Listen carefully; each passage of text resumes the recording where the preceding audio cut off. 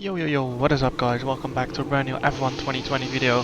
Today we're doing PSGL again for the first time in a while. As usually, Formula E was on Thursdays, but Formula E has ended, as you might know. So back league racing again today. I think it's round 9 of PSGL. Currently we are P5 in the championship, as you can see right here. And well, I missed 5 rounds basically, which means we are 25 points behind Philip Racinator. In PSGL you get 16 points for a win, 12 points for P2 and 10 points for P3, as you can see from this list.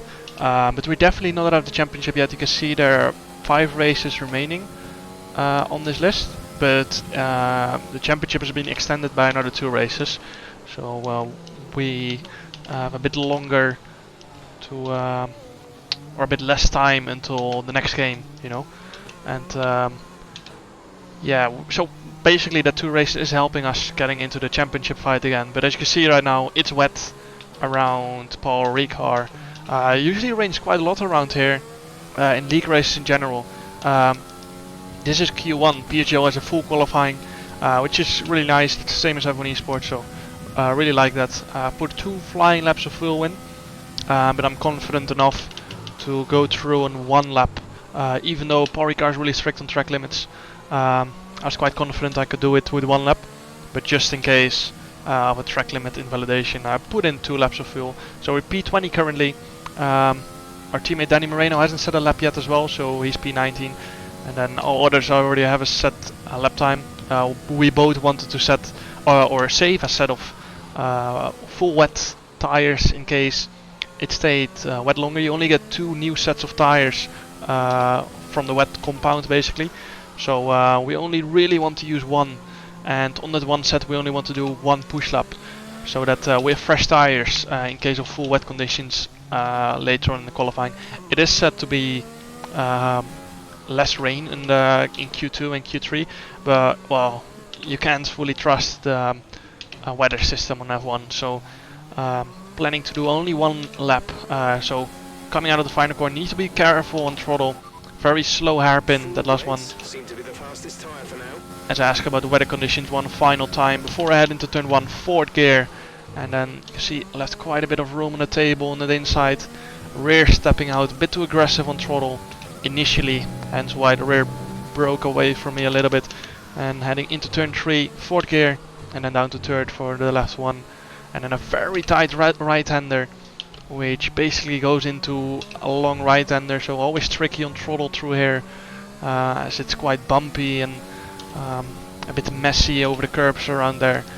Trying to keep the rear stable through the left-hander, as it's just about not flat with a dry setup in full wet conditions.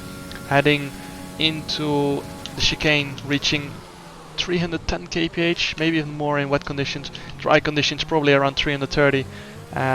Getting this exit a little bit wrong there. You can see rear stepping out, a little bit too much wheel spin as we head into the final sectors. 5 to 6 tenths up to Lucas UK. Still a lot of people have to set their lap time as rear steps out in a long right-hander. Tried to do it full throttle, didn't work. Down to 4th gear, upshifting to 5th. Rear tires probably didn't like that fast right-hander sliding around, but well, we have to push the limits. Long right-hander, easy to lose the rear, and then avoid that outside curb right there to maximize traction into the fast, medium fast left-hander. It's quite slow actually in full wet conditions. Heading into the final hairpin, again slowly on throttle. This was quite a decent lap. It's still probably half a second more in there, but we're only gonna do 1 lap, not like others. Some have done 2, 3, 4 laps in the session. It's a 40.9, which is more than enough to get me through into Q2. So decided to back out of it for Q2. You can see P1 by 800s to Shazoo Andy P2, and Dominic Lovecchio in P3. So yeah, easy to get through. Shocker was that Alvaro Carreton was out in Q1.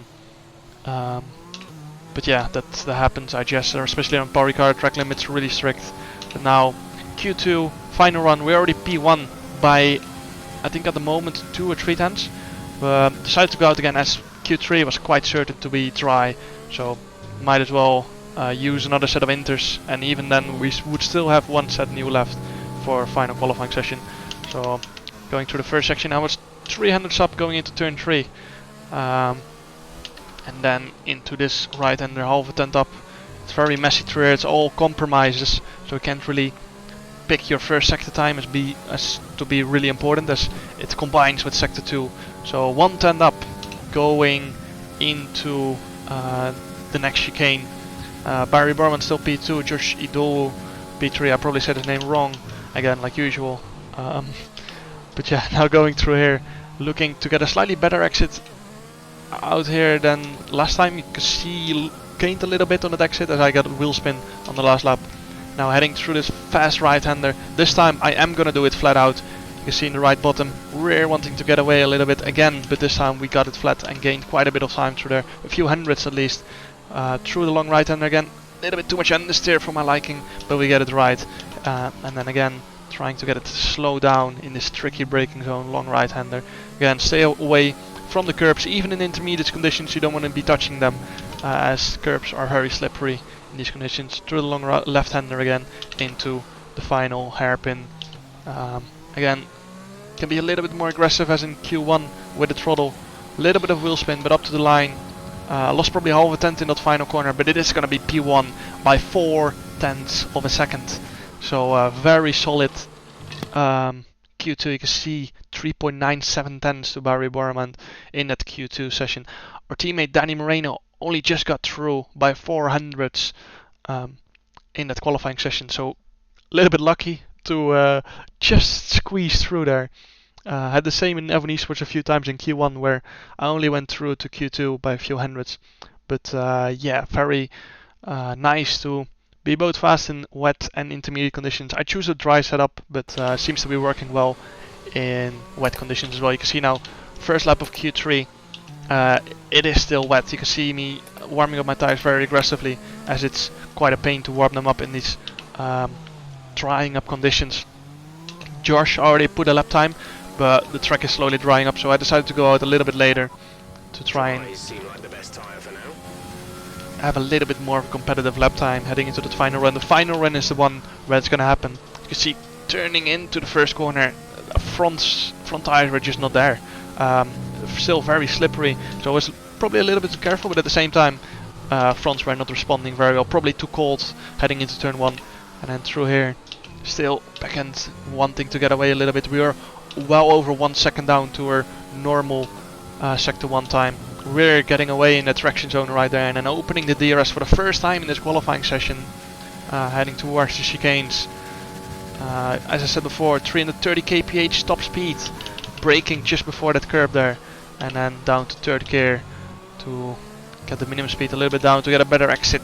And then again, curbs are probably still a little bit slippery as we head now into the final sector. We are over 2 seconds down to our normal first 2 sectors times. This is all easy flat, and then into this long right-hander. Usually you struggle with tire temperatures through here, but as it's a little bit cooler and we actually struggling for grip and not for tire temperatures, it's even more painful. So now heading into the final 2 corners, just like a lot of other corners in Paul Ricard, one leading into another, so important to open up that final corner nicely. I got a lot of understeer, fronts were not biting into the asphalt, opening up DRS for the final time for this lap. It's going to be at 129.7, which is over 7 tenths faster than everyone else at the moment. Philip Kreitschneider, the championship leader, up to P3, and George in P4. Eventually I think Domenico Levecce got slightly closer to me, so at the moment we've got pole by 1/10, but yeah, now going out as late as possible, but at the same time car stopping in the middle of the pit lane. Masters. So yeah, going out for the final run now. You want to be last basically starting your lap, as the track is still evolving, it's still drying up. As you can see me burning a little bit of fuel there on the pit exit. So yeah, we've got around 50 seconds spare on this out lap. So we can slow down quite a lot, but at the same time we need to keep the track position, because a lot of people are going to slow down in that final sector to try and basically set their lap time as late as possible, so they have maximum advantage of the track evolution. Are gonna be so close. They have 20. Yeah, but in here you The cannot Renault. heat up the turns. The Renault has 16 seconds spare. Yeah, but everyone is gonna break. So. Yeah, I know. We just need to make sure to stay ahead of the Haas. I think we're fine then. Yes, I'm still burning up some fuel on this outlap. You can see, I think it's a Red Bull ahead of me from Dominika Lovetje, warming up quite aggressively. Still, tire temps are not going to be as high as normal. Track is probably still quite low on temperature, so you can see there 84. We need to be aiming for around 88 to be comfortable. So, as everyone is going to slow down in the final sector, of course, to get a maximum out of the track. Yes, so some people like the Renault I talked about, who only had 16 seconds spare, is going to be in trouble because you cannot have that 60 seconds. It's for a full push lap. So you're going to be at least losing 10 seconds for normal outlap, and then also the traffic in the final sector. You're going to lose a lot more time than that additional 6 seconds. So that's going to be a struggle for the Renault Fabrizio Donoso. I'm trying to leave as big of a gap as possible to Dominika Lovetje and heading into the final corner. We've got 30 seconds spare. So yeah, by the time we reach the finish line, we basically were around 30 to 35 seconds slower than a normal flying lap. Just starting my first full dry lap, more or less, of this qualifying session, heading into turn 1. Really hard to get everything right as you're not used to this amount of grip. You don't know how much grip there's going to be. Heading into turn 3, we're already 6 tenths up, which shows how much the track has evolved in this session. Down to 5th gear, keep the momentum in the left-hander, and then prepare this tight right-hander. Going through sector 1, we were almost a 10 down to Barry Borremand, who was 1 or 2 cars ahead of us. So not an ideal first sector, opening our DRS, heading towards the chicane. As I asked Jeff one final time about weather conditions, no rain expected. Down to 4th gear and then down to 3rd for this right-hander. Hard to get this traction zone right, like usual. And then going through sector 2, I think at this point I was still over, or at this point I was over a 10 down, sorry. Over a 10 down on Barry Borremand. So we need to make up time in this final sector. Down to 4th gear, trying to get a car rotated and at the same time not lose the rear. Or for a brief moment turning off the ERS so I don't run out of the finish line, and then turning it on again, heading towards the final 2 corners. 1 corner leading into another, like I said last lap. Fronts are actually biting this time around. Same for the hairpin. Barry Borremand goes to pole with a 126.709, and then we come across the line and it's going to be a 126.617, which is enough for pole position by almost 1/10. Couldn't really show my true potential. I think I had quite an advantage over everyone around Paul Ricard, but well, tricky conditions, so quite happy with the pole position. We're planning to start on hards and then probably go to mediums in between lap 15 to 17, but maybe if a lot of other people go for it, we might do hard to soft. Our teammate Danny Moreno really late on decided to start on mediums. We didn't discuss this at all, but eventually, as you might see in a few minutes, it is gonna go very well for us. The way the strategy is gonna work. Danny starting on mediums, only 2 people starting on mediums in this wall field, so that's gonna be interesting. Yeah, I'll keep you updated on I skipped through the formation lap there, because that's not really important. Josh starting in P4, Domenico Lovetje in P5, both very fast, so we need to keep an eye on them as well. Everyone Just lining get up free on the time on grip that one. grid now. Yeah, good luck. Thank you. Thank you. Yeah, made sure to have enough tire temperatures in these hard compound. Hards are gonna struggle at the start compared to those mediums with Danny. So we need to keep an eye on Danny heading into turn 1, as I expect him to at least get past Barry and maybe even get past us as well. So let's head into it now. 5 red lights, rich fuel mixture for round 9 of PSGL, and it's lights out and away we go. You can see initially Danny already got such a good start. Already got completely past Barry Borremand, who got a really poor start and is on the threat of Josh going into turn 1. We managed to stay in the lead, and obviously going to use some of the ERS, but at this point I already straight away knew there's no point in defending from Danny. So it was just common sense to let him go in the long straight and try to stick within his DRS. until we reach lap 3, because that's when DRS activation starts, of course. So yeah, I'm going a little bit wide there to let him go, and then pick up his slipstream for the rest of the straight. As you can see there, I went to plus 3 laps of fuel, and now I'm just gonna sit behind Danny for the straight, not gonna attack him into the chicane. It's gonna be very hard to stick with him in the DRS, but at the same time, if we can stick within the DRS of Danny, we might be able to pull out of the DRS on Barry, as the mediums are quite a lot faster in these opening stages. We also put quite a lot of fuel in, which is gonna make us struggle even harder in those opening laps. It seriously costs you time if you put 1 lap extra fuel in, but at the same time it will help you later on in the race. So you can see Danny having so much more traction through the long left-hander, and it will be the same through this section again, especially out of that final hairpin. He goes a little bit wider than us, we need to prepare it. Fronts don't bite as nicely as those mediums, and then he used a lot more of that exit curb. I like to stay off it, as Ruben Vallejo has retired, probably because of wing damage. So yeah, 19 runners remaining in this race. Green flag again, and yeah, you can see Barry 7 tenths, 8 tenths behind us, which means he's probably struggling a little bit with pace, as we are still within 5 to 6 tenths of Danny Moreno on the mediums.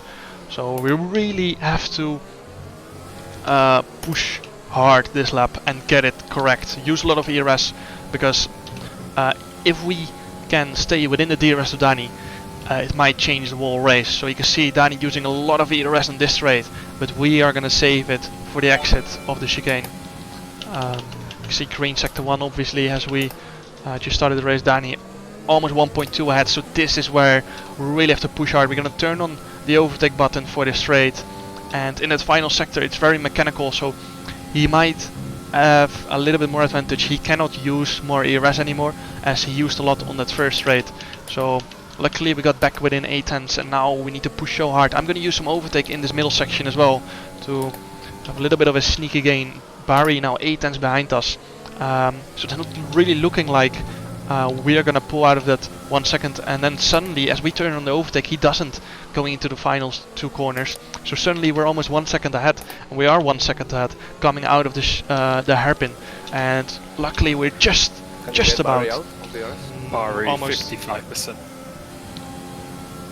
So yeah, we go one purple lap within within a half a second of Danny Moreno at this point, and Barry is out. You can see 1.05 second as I tell Danny to push as hard as he can, so we can both pull away from P3, P4, P5, and then sort out the race later on ourselves. So yeah, now going towards the DRS detection zone, which is right here. 1.2, we got him. And I'm gonna get DRS, Barry doesn't. So he has to use a lot of ERS to try and get within that 1 second, and we can save it on this rate. We're not using anything, we're just profiting from the DRS we have here, and then we're gonna use it again, probably coming out of this chicane as I lose the back end a bit. I think Barry went wide as well. You can see suddenly lost 1.2. Push, but yeah, or went to 1.2. As much ERS as you can. Okay. So yeah, I used a lot of ERS to get within or stay within Danny's DRS, but it is paying off at this point. You can see 1.4 seconds to Barry. So we've gained a lot this lap. I think we've gained 7 tenths just on the last lap. Last time around he was around 8 tenths behind us. So very good lap. 7 tenth gain, and we're looking under 10% ERS. Copy. I'm on 40. As we went green in sector 1 and 2, we're maybe looking to get another fast lap. But as I look on my steering wheel, it is red. So yeah, as you heard JD say there, Barry under 10% ERS. So struggled to stay within. And you can see as we move on to the end of lap 11, start of lap 12. Yeah, Me and Danny looking to switch around, and now it's my turn to pull along Danny, so he can stretch those medium stints a little bit longer.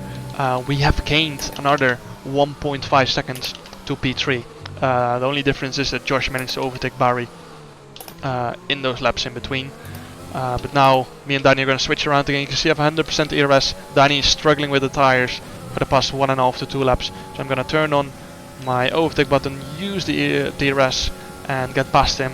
And now it's my turn to pull Danny along to make him stretch his stint a little bit longer.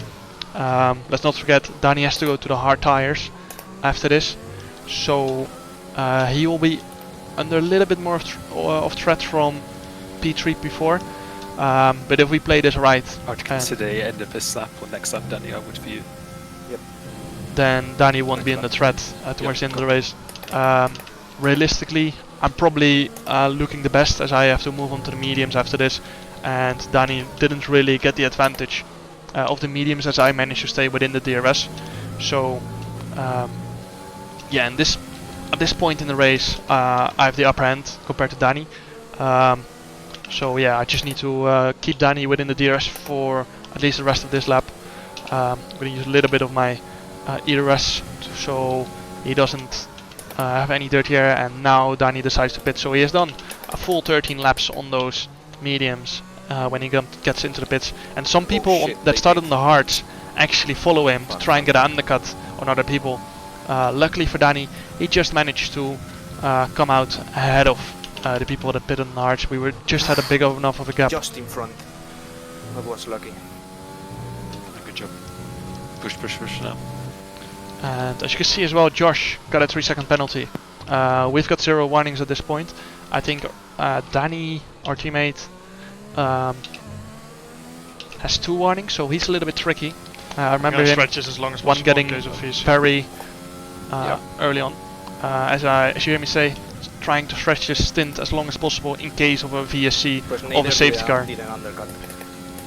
What I mean with that is, in case a VSC comes out, we have a chance to get a free pit stop, or not really a free pit stop, but to gain 8 seconds to the people who made a pit stop outside or without VSC. As now, I think Barry, Josh and Domenico all come in for a pit stop. We decided to stay out 1 lap more, as I don't want to get held and I just want to... Okay, so I'm safe on VSC then, so I'm gonna pit this lap. Yep, copy. So as you hear me say, safe from VSC, which means because everyone else on the grid has come into the pits at this point. Conditions look stable at the moment.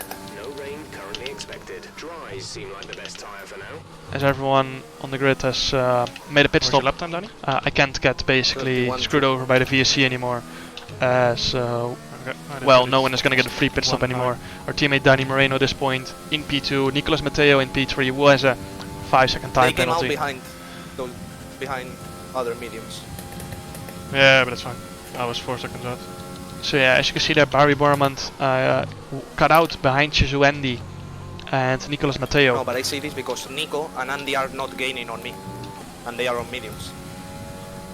And they are not gaining on me, so they have slower pace. They won't catch up. No, the hard's quite a good consistent tyre around here. Can pit entry on him. Yep. I probably could stretch it 2-3 more laps without getting undercut by Nicolas and go for softs, but I just want to go for a little bit more of a safe route, go to mediums. I can't get screwed by safety car VC anymore anyway, as everyone else on the grid has made a pit stop. So I'm coming into the pits, taking it carefully with the white lines so I don't get penalized. Coming in now for my first and only pit stop, 69% tire wear on the rear left, nice. Coming in from mediums now, gonna be a 2.5 second pit stop, actually 2.6. It looks like it's gonna rain, but it says it's gonna stay dry. Yeah, it's the same for other people on their streams as well, so... So as you can hear me say, it looks like it's gonna rain. It's so dark, but I asked multiple times about the weather report. It wasn't gonna rain. So coming out now, behind our teammate Danny Moreno, 2 seconds behind actually, 2.3, 2.4, 2.5. So we've got some time to make up, but obviously we are on new. Yeah, I'm clear by 1.5. We are new mediums versus Danny, who's on 3 lap old hards. As I get my first warning of the race. Which is not the end of the world. It's always hard to straight away switch on when you suddenly have so much more grip on new tires and a soft compound as well. As I'm gonna ask one more time to Jeff for the weather report right here. Great job, boys. Let's keep it going. The gap behind us is 1.3 seconds. They're on old mediums. Their tyres are 3 laps old. The time last lap was a 1:31.3. 31 0.3 from Matteo last lap. Jokes on me, I didn't ask for a weather report like I thought. Anyway, moving on a few laps later, we've closed the gap to our teammate Danny Moreno and coming across the line. For that lap. Do you think it's wise to go for the fast lap this lap? Toward that point, yeah. So now I've catched up Good to for the constructors. my teammate Danny Moreno. We're within half a second. We're gonna get DRS, and because I'm gonna pass him anyway this lap, we might as well use the DRS to our advantage to try and get that fast lap point. I have a lot of ERS, so I'm gonna use it on this exit. Yep. I'm gonna go for the fast lap, use Danny's slipstream and DRS to my advantage, so we have even a bigger chance to get the fast lap of the race in the end. Some people might pit for softs, but if we push really hard, get everything correct, use a lot of ERS, and with the advantage of DRS, we might actually still get it. So, gonna use a lot of ERS again on this exit, and then turn it off here. You can see we're 7/10 up on my previous best. We're gonna keep pushing, we're gonna keep it in ridge through this long right-hander. So, absolutely sending it. We've got plus 1.2 laps of fuel remaining anyway. Gonna turn on the overtake briefly through here, down to 3rd gear, and then short shift to 5th to minimize wheel spin. On goes the overtake button again, and into the final 2 corners. We are up by a lot. I'm not sure what the gap to Barry was before we started this lap, but this lap is gonna be really, really good. Coming across the line, we almost run out of ERS. It's gonna be a 1:29.4, which is 1.2 seconds faster than my previous lap, and I think 1.5 seconds faster than what anyone has done so far. So very solid lap. Now I'm gonna keep my teammate Danny Moreno for a little bit longer in the DRS.